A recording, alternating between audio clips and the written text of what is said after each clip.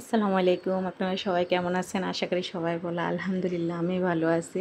আজকে অন্য কোনো কিছু না দেখে সোজা কিচেনে চলে আসলাম। যেহেতু আমি আপনাদের সাথে আজকে একটা রেসিপি শেয়ার করব।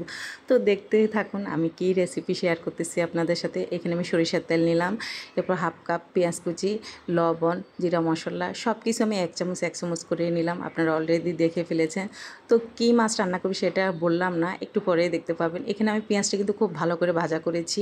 এরপরে হলুদের গুঁড়ো ১ চামচ, মরিচের গুঁড়ো ১ চামচ দিলাম। আমি অন্য কোনো মশলা কিন্তু তরকারিতে আমি ইউজ করিনি। সবসময় চেষ্টা করি স্বাভাবিক মশলা দিয়ে আমি তরকারি রান্না করতে। এখানে আমি একটু পানি দিয়ে মশলাটাকে ভালো করে কষালাম। দেখুন মশলার উপর আমার তেল উঠে গেছে, যেহেতু এখন আমি মাছটা দিয়ে দেবো।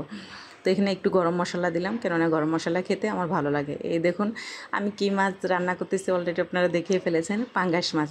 অনেকে পাঙ্গাস মাছ পছন্দ করে না, বাট আমার বাচ্চারা কিন্তু পাঙ্গাস মাছ অনেক পছন্দ করে। তা আবার আমি বেগুন দিয়ে রান্না করব। এখানে আমার ফ্রোজিং করা টমেটো খুব সুন্দর।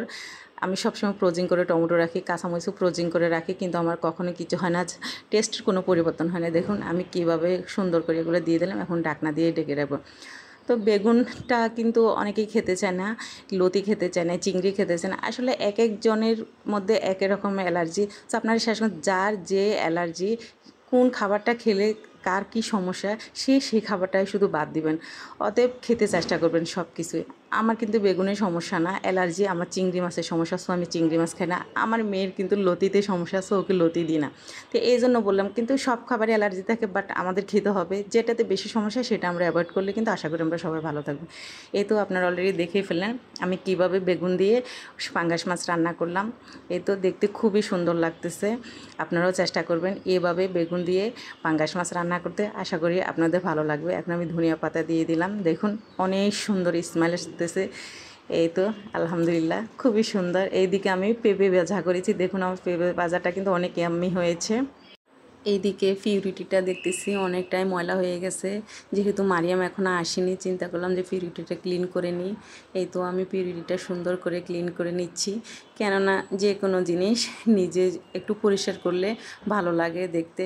কেননা অন্যের হাতে করালে সে তো পরিষ্কার আমার মতো করবে না, তাই রুচিসম্মত হয় না। সেজন্য নিজে চেষ্টা করি যে খুব সুন্দর করে ক্লিন করতে। দেখুন আমার পিউরিটিটা মাশাল্লাহ অনেক সুন্দর হয়ে গেছে, খুব সুন্দর করে ক্লিন করে ফেললাম।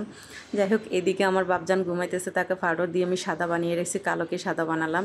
তো আপনার ভাই বিশাল এক কুমড়া নিয়ে আসছে। আজকের মতো এইটুকু, সবাই ভালো থাকবেন, আল্লাহ হাফেজ।